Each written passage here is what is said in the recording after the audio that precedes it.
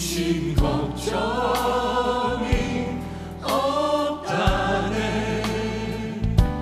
주가 주는 평안 속에 언제나 함께 한다네. 주께 맡긴 나의 삶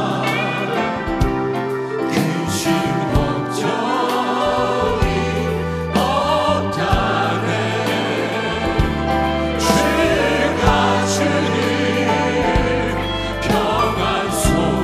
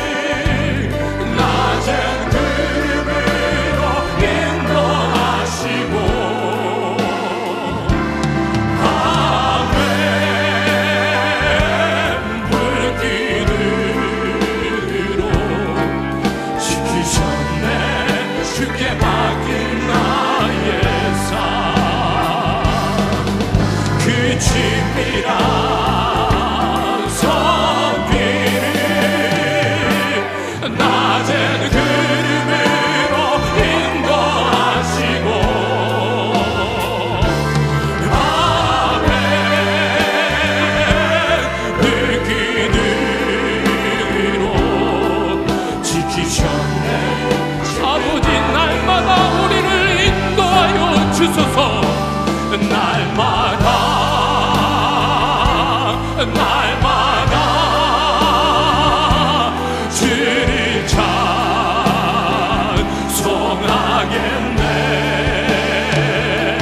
주의 사랑 질러서 나를 굳게 우리 두 손을 높이 듭니다. 날마다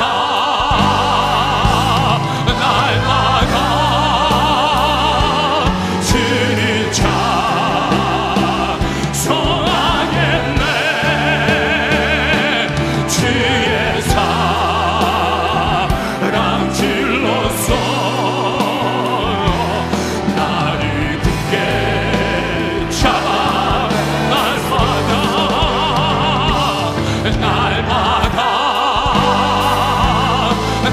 날마다 주를 찬송하겠네. 주의 사랑 질러서 나를 굳게 잡아내소서. 나를 굳게 잡아내소서. 나를 굳게 잡아내소서. 아버지, 우리를 영원토록 인도하여 주시옵소서. 홀로 영광받아 주시옵소서. 할렐루야.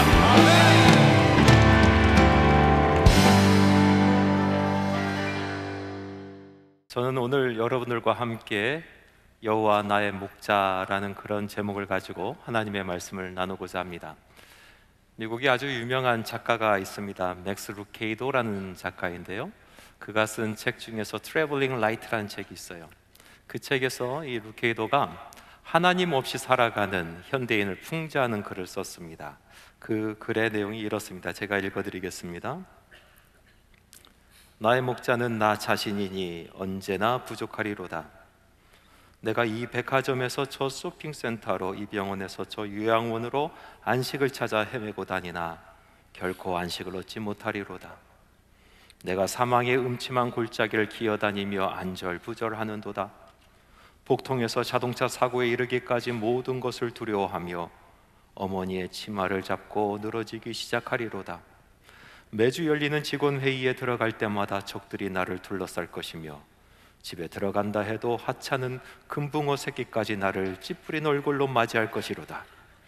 내가 두통에 찌든 머리에 강력 진통제로 기름처럼 부으니 독한 술에 내 잔이 넘치나이다. 내 평생의 정령, 고통과 불행이 나를 따르리니 죽는 날까지 하나님에 대한 회의 속에서 영원히 거하리로다. 아멘 하지 마세요. 왜 이렇게 살까요? 이렇게 힘들게 살까요? 이렇게 불안하고 만족감 없이 살아갈까요? 그것은 그 인생에 목자가 없기 때문에 그렇습니다. 의지하고 따라갈 목자가 없는 인생, 항상 불만족스럽고 불안하고 행복하지 않는 것입니다. 하나님의 말씀을 보면은 하나님과 성도 간의 그 언약의 관계, 끊을 수 없는 언약의 관계에 대해서 몇 가지 비유로 설명하고 있는 것을 볼 수가 있습니다. 하나님께서는 아버지가 되시고 우리들은 자녀가 된다. 하나님은 신랑이 되시고 우리는 신부이다. 하나님은 왕이시고 우리는 백성이다. 그리고 오늘 읽은 말씀처럼 하나님께서는 목자가 되어주시고 그리고 우리는 그의 기르시는 양이로다 하는 그런 비유입니다. 이 여러 가지 비유 중에서 제 마음속에 가장 울림이 있는 비유는 바로 오늘 이 말씀, 하나님께서는 우리의 목자가 되어주시고 우리는 양이다 라는 바로 이 말씀입니다. 우리의 처지를 알면 알수록 더욱더 그렇습니다. 우리가 얼마나 양 같은 인생을 살아가는지 알면 알수록 목자 되신 하나님 그리고 양된 우리의 이 비유의 말씀이 너무나 가슴에 와닿는 것입니다. 양은 단순하고 의존적인 존재입니다. 목자 없이 살아갈 수 없습니다. 목자가 푸른 풀밭에 인도하지 아니하면 혼자 가서 먹지 못합니다. 사나운 짐승이 그를 해치려고 할 때 그는 방어할 능력이 없습니다. 이빨을 드러낼 수도 없고 손톱발톱을 세워 끝까지 싸울 수도 없습니다. 빠르게 달려 도망갈 수도 없고 날개를 펴고 날아갈 수도 없습니다. 속수무책으로 당하게 되는 것이 양입니다. 양은 유순하고 겁이 많고 쉽게 낙심하고 절망하다가 스스로 죽어가는 인생을 살아갑니다. 우리들의 모습이 그렇지 않습니까? 그러나 우리들은 두려워하지 않습니다. 여호와 하나님께서 우리의 목자가 되어주시기 때문에 그렇습니다. 양 같은 우리들에게 하나님께서 큰 복을 내려주십니다. 그리고 오히려 복을 누리는 삶을 살게 하십니다. 양된 우리가 목자 되신 하나님으로부터 얻는 그 복은 과연 무엇입니까? 첫 번째로 오늘 말씀해 보니까 목자 되신 우리 하나님께서 우리를 궁핍하지 않게 하신다라고 말씀하고 계십니다. 시편 23편 1절과 2절 말씀 우리 함께 읽어보기를 원합니다. 여호와는 나의 목자시니 내게 부족함이 없으리로다. 그가 나를 푸른 풀밭에 누이시며 쉴 만한 물가로 인도하시는도다. 시인은 내가 부족함이 없다라고 고백을 하면서 이런 표현을 합니다. 풀밭에 누이신다. 누이신다. 양이 풀밭에 누워 있답니다. 여러분, 양이 풀밭에 누워 있으면 둘 중에 하나입니다. 죽었거나 미쳤거나. 양은 절대로 풀밭에 누울 수가 없습니다.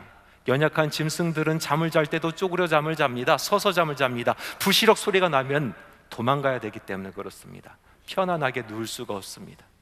힘센 짐승들만이 배 깔고 누워 잠을 자는 것입니다.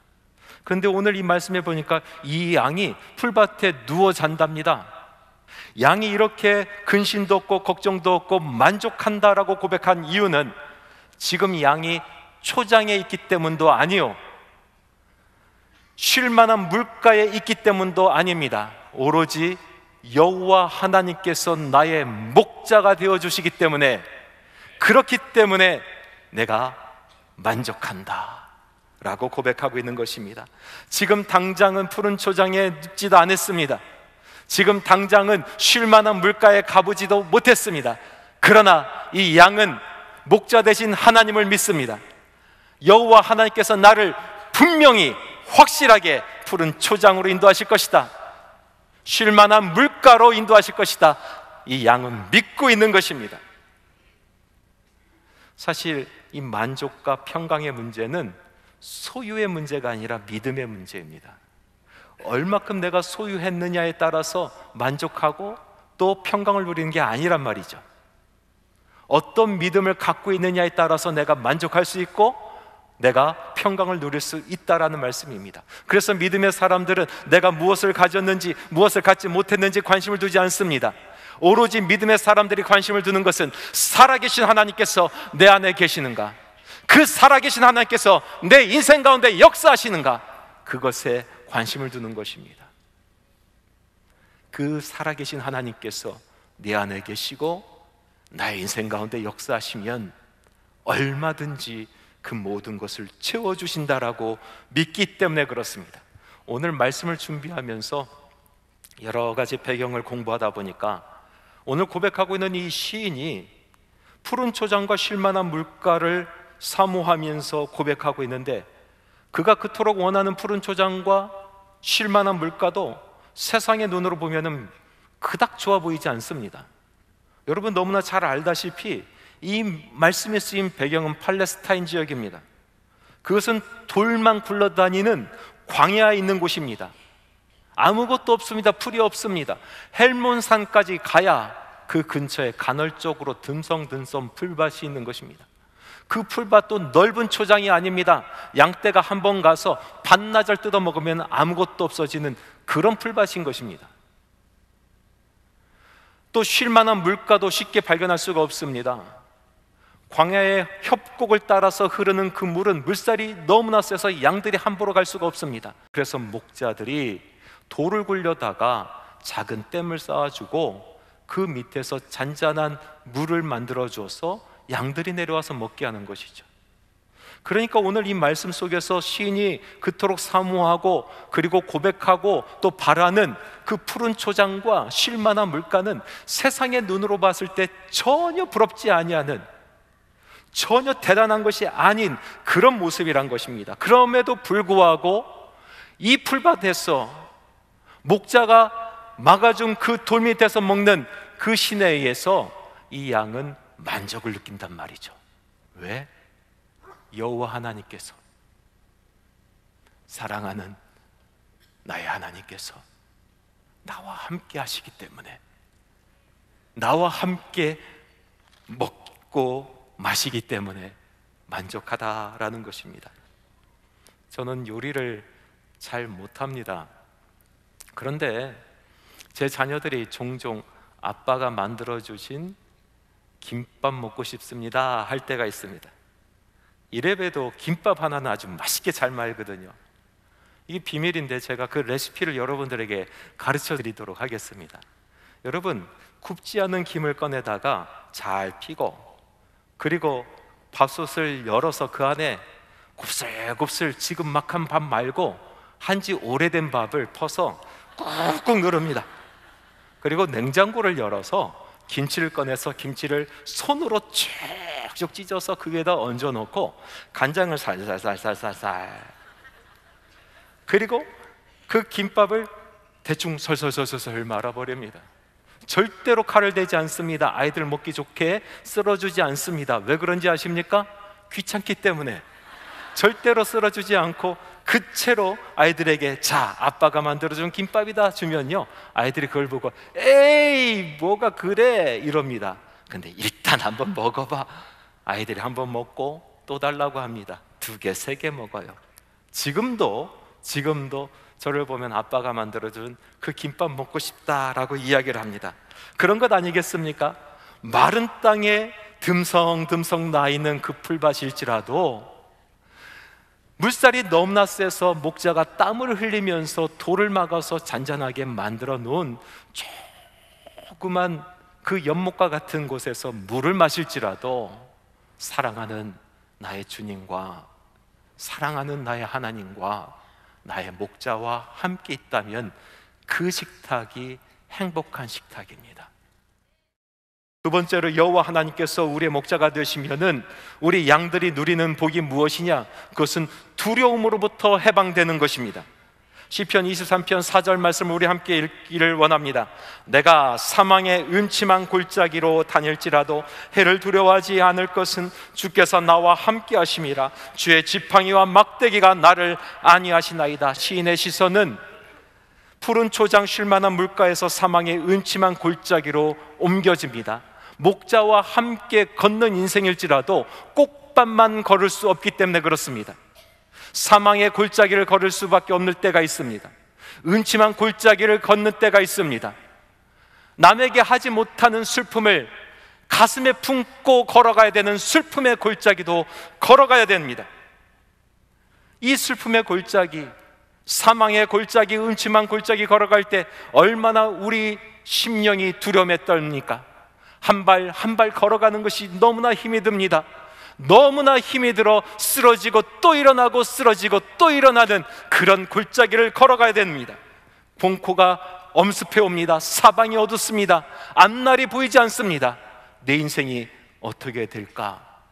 내 자녀가 어떻게 될까? 나의 가정이 어떻게 될까?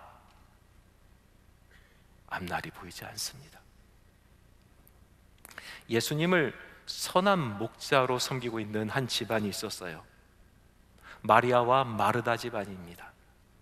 요한복음 11장에 있는 말씀인데요, 그 가정이 아주 큰 슬픔, 큰 위기가 찾아왔습니다. 그의 오라버니가 병들어 죽게 된 것입니다. 예수님께서 와주시면 이 모든 문제가 해결될 줄 알아 예수님을 청하였는데 예수님께서 더디 오십니다. 예수님께서 오셨을 때는 이미 사랑하는 그 오라버니 나사로가 죽고 만 후, 나흘 후에 도착하셨습니다. 장례 치른 지 나흘 후에 도착했습니다. 집안은 어두운 곳이 되었습니다. 슬픔이 가득한 곳이 되었습니다. 음침한 골짜기가 되었습니다. 슬픔의 골짜기를 걷게 되었습니다. 사망의 골짜기를 걷게 되었습니다. 마르다를 보십시오. 마르다가 음침한 골짜기를 걷기 시작합니다. 그는 믿음이 강한 여성이었습니다. 행동하는 여성이었습니다. 예수님께서 나와 함께 하시면 나는 모든 것을 할 수 있다라고 선포하며 살아갔던 사람입니다. 그런데 그 믿음이 연약해졌습니다. 예수님께서 함께 하셔도 안 되는 일이구나, 내 인생의 은혜는 여기까지구나, 내 인생에서 기적이란 것은 여기까지구나, 자기 스스로를 하나고 연약한 믿음 부여잡고 음침한 골짜기를 걸어가기 시작하는 거예요. 그때 목자 되신 예수님께서 지팡이를 들으십니다. 연약한 믿음을 다시 세워주시면서 말씀하십니다. 나는 부활이요 생명이니 나를 믿는 자는 죽어도 살겠고 살아서 믿는 자는 영원히 죽지 아니하리라. 내가 그것까지 믿느냐? 말씀하시며 그 믿음을 다시 한번 세워주십니다. 마리아는 슬픔의 골짜기를 걷기 시작합니다. 너무나 슬펐습니다. 야속했습니다. 서운했습니다. 왜 예수님 나의 기도를 들어주지 아니하셨는가? 주께서 여기 계셨더라면 내 오라버니가 죽지 아니하였나이다. 마리아가 우는 것을 보시고 선한 목자 되신 예수님은 무엇을 하셨습니까? 자초지정을 말씀하셨습니까? 아니면 내가 아무리 슬퍼도 그럴 수가 있느냐라고 꾸짖으셨습니까? 내 믿음이 그것밖에 되지 못하느냐라고 예수님께서 권면하셨습니까? 하나님의 말씀에 보니까 우는 양을 보시고 선한 목자 되신 우리 예수님께서 비통히 여기셨다. 예수께서 불쌍히 여기셨다. 예수께서 우셨다. 그렇게 기록되어 있는 것을 볼 수가 있습니다. 양의 눈물 앞에 목자는 눈물을 터뜨려 버립니다. 이제 지팡이도 놓고 막대기도 놓고 두 팔로 양을 안으시고 그 등을 토닥토닥 하시며 힘들었지, 아팠지, 외롭지, 울어라. 그래, 울어라. 그 양과 함께 선한 목자가 울어주십니다. 이 예수님의 눈물로 인해서 마리아의 마음속에 있는 원망도 사라지고 미움도 사라지고 그리고 서운함도 눈이 녹듯이 완전히 녹아지는 것입니다. 나사로는 사망의 골짜기를 걷게 되었습니다.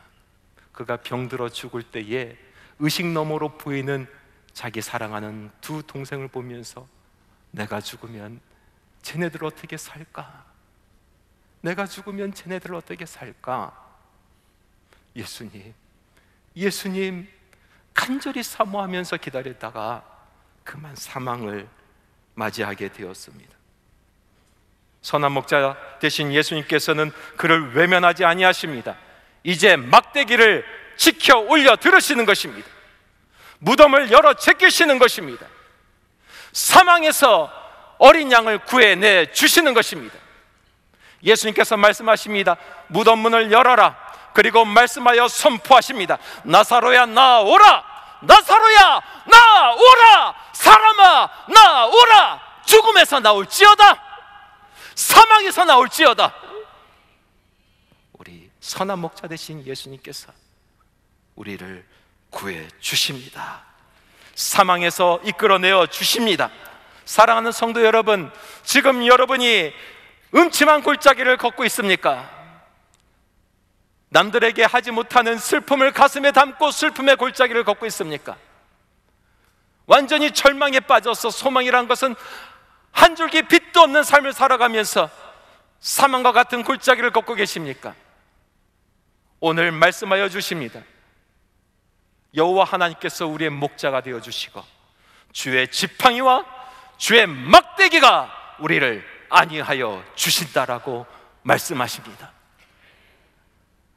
셋째로, 목자 되신 여호와 하나님께서 양된 우리에게 주시는 그 복락은 우리로 하여금 염려로부터 자유롭게 하신다라는 것입니다. 하나님의 말씀, 시편 23편 5절과 6절 말씀 우리 같이 한번 읽어보겠습니다. 주께서 내 원수의 목전에서 내게 상을 차려주시고 기름을 내 머리에 부으셨으니 내 잔이 넘치나이다. 내 평생의 선하심과 인자하심이 반드시 나를 따르리니 내가 여호와의 집에 영원히 살리로다. 아멘. 우리 사람은 왜 이렇게 염려가 많은지 몰라요. 참 예수 믿어도 염려를 참 많이 해요. 그런데 하나님의 말씀은 우리로 하여금 염려하지 말라, 그거 아무런 소용이 없는 것이다 라고 말씀하고 있습니다. 수도 없이 많은 구절이 우리로 하여금 염려하지 마라 라고 말씀하고 있습니다. 그런데 어떤 사람이 이렇게 얘기해요. 아니, 목사님 성경 말씀에 보니까 염려하라고 하는 말씀이 있던데요, 어디 있습니까? 물어보니까 내일 일은 내일 염려하라고 하셨잖아요. 그러니까 오늘 일은 오늘 염려하고 내일 일은 내일 염려하라는 말씀 아닙니까? 이렇게 얘기하신 분이 계셔요. 그래서 제가 그 얘기를 듣고 이거 뭔가 좀 이상한데 하면서 집으로 달려가서 성경 말씀을 바로 찾아봤어요. 그 말씀이 이렇습니다. 마태복음 6장 34절. 그러므로 내일 일을 위하여 염려하지 말라. 내일 일은 내일이 염려할 것이요 한날의 괴로움은 그날에 족하니라. 내일 일은 내일 염려하라는 것이 아니라 내일 일은 내가 하라는 것이 아니고 내일 일은 내일이 염려하게 하라. 그 말씀은 염려하지 말라라는 말씀입니다. 염려는 우리가 해서는 안 되는 것이다 라는 말씀이죠. 제가 예배를 마치고 성도들과 함께 인사를 나누고 이제 다시 예배당으로 들어온 적이 있습니다. 들어와 보니까 한 중년되는 한 집사님, 남자 집사님께서 가운데 정도 앉으셔서 계속 몸을 이렇게 흔들고 계세요. 기도하고 계시는구나. 그래서 옆에 가서 좀 기도 좀 해드리려고 살며시 다가갔더니 기도하는 것이 아니라 한숨을 이렇게 쉬고 계시는 거예요. 그래서 집사님 왜 이렇게 한숨을 쉬고 계십니까? 무슨 근심이 있습니까? 걱정이 있습니까? 그랬더니 목사님, 제 마음이 너무나 괴롭습니다 하면서 근심과 걱정을 이야기하기 시작했어요. 그 집사님이 이야기하시는 근심과 염려를 다 받아 적었어요. 직장의 문제, 가정의 문제, 자녀의 문제, 와이프와의 관계의 문제, 여러 가지 염려할 것들을 쭉 얘기하시면서 한숨을 쉬세요. 제가 그것을 다 듣고 나서 집사님과 함께 기도를 하고 적어놓았던 것을 쭉 찢어서 집사님한테 드리면서 이것이 집사님의 기도 제목입니다 라고 얘기했어요. 여러분, 염려는 기도 제목입니다. 믿음의 사람은 염려하지 않습니다. 믿음의 사람은 그것을 가지고 하나님 앞으로 나아가는 것입니다. 믿음의 사람은 그것을 부여잡고 기도하는 것입니다. 양들에게 위협적인 천적이 사나운 짐승만이 있는 것이 아니죠. 바로 눈에 잘 보이지도 않는 회충들, 이 파리와 같은 것들입니다. 이 파리와 같은 것이요, 양털이 복슬복슬하니까 거기에 숨어 있다가 양이 물을 먹고 양이 꼴을 먹고 막 움직이고 놀고 할 때는 가만히 그 틀 속에서 숨어 있다가 양이 잠들 정도에 눈을 번쩍 뜹니다. 그리고 고개를 막 흔듭니다. 막 비벼. 그러다가 날개질을 윙 하고 날아가. 그러면서 양의 코에 들어가고 귀에 들어가서 그 안에서 알을 까나요. 그 알이 부화돼서 그 벌레들이 뇌로 들어갑니다. 그래서 양이 갑자기 미친 짓을 하는 거예요. 갑자기 날뛰는 거예요. 그러다가 힘이 빠집니다. 기운이 빠집니다. 서서히 죽어갑니다. 염려라는 것이 꼭 그렇지 않습니까? 사탄 마귀가 우리가 열심히 말씀을 듣고 우리가 열심히 기도하고 열심히 주의 사역을 감당할 때는 가만히 있다가 우리 영혼이 잠들 때 눈을 번쩍 뜹니다. 그리고 고개를 갸웃갸웃하다가 막 사방을 비벼대다가 윙 날라와서 우리의 생각에 염려의 알을 까놓는 거예요. 그것이 부화돼서 사방으로 흩어집니다. 우리 심령을 갉아먹습니다. 우리의 믿음을 갉아먹습니다. 우리의 소망을 갉아먹습니다. 우리의 인생을 갉아먹습니다. 미친 듯이 날뛰게 만들어버립니다. 그리고 모든 것을 포기한 것처럼 자포자기하게 만들어버리는 것이 바로 염려가 아니겠습니까? 양이 쓸데없는 것을 염려합니다. 이 풀 먹으면 다음에 무슨 풀을 먹을 수 있을까? 이 물을 마시면 다음에 어떤 물을 마실 수 있을까 염려합니다. 그것은 양의 소관이 아니라 목자가 계획하시는 것입니다. 양이 걱정할 것이 아니란 말입니다. 주의 선하시고 인자하심이 오늘 끊어지면 어떡하지 걱정하지 마시기 바랍니다. 오늘 말씀에 보니까 하나님의 선하심과 인자하심이 평생에 우리를 따른다 하셨습니다. 우리가 열심을 내서 하나님 앞에 기도할 때만, 우리가 은혜 받을 때만 주의 선하심과 인자하심이 따르는 것이 아니라 우리의 일평생 주의 선하심과 인자하심이 따르다가 영원한 집에 거하게 하신다라고 약속하고 계시는 것입니다. 내가 지금 믿음의 길을 걷고 있는데 내가 승리할 수 있을까? 내가 저 원수의 조롱에서 벗어나서 승리의 면류관을 쓸 수 있을까? 걱정하지 마시기 바랍니다. 오늘 약속하여 주셨습니다. 우리들의 원수 앞에서 우리 선한 목자 되신 우리 하나님께서 상을 차려주신다고 하셨습니다. 그리고 우리의 머리에 기름을 부어주신다고 약속하여 주셨습니다. 죽음의 권세에서 우리를 건져내시고 사망의 권세에서 우리를 건져주시고 마귀의 권세를 쥐니기시고 우리 앞에 상을 차려주십니다. 영광의 자리에 앉게 하십니다. 승리하게 하여 주신다라고 약속하고 계시는 것입니다. 말씀을 맺겠습니다. 성경에서 하나님께서 하나님의 자녀들을 만나러 오실 때에 여러 가지 이름을 사용하시는데 그 중에서 여호와 하나님의 이름을 사용하실 때가 있습니다. 오늘 말씀에도 보니까 시편 23편 말씀에 하나님은 나의 목자시니 라고 말씀하지 아니하시고 여호와는 나의 목자시니 라고 말씀하고 계시는 걸 볼 수가 있습니다. 하나님께서 여호와의 이름으로 우리에게 다가오실 때는 하나님께서 우리에게 약속하실 때입니다. 약속을 잃어버리고 있는 우리들에게 다시 그 약속이 생각나게 하실 때에 하나님께서는 여호와 하나님으로 우리에게 다가와 주신 줄 믿습니다. 오늘 시편 23편에 있는 말씀, 하나님께서 하나님을 향한 자녀들의 고백의 말씀인과 동시에 하나님께서 자녀들에게 약속하여 주시는 약속의 말씀인 줄 믿습니다. 오늘 이 말씀을 통하여 우리에게 약속하여 주십니다. 내가 너희를 먹이겠다. 내가 너희를 안위하겠다. 내가 반드시 너희를 승리하게 하겠다. 여러분, 이 약속의 말씀을 부여잡으시기 바랍니다. 사랑하는 성도 여러분, 여호와 하나님께서는 우리의 목자가 되어 주십니다. 하나님께서 약속하신 것은 반드시 우리 삶의 역사가 됩니다.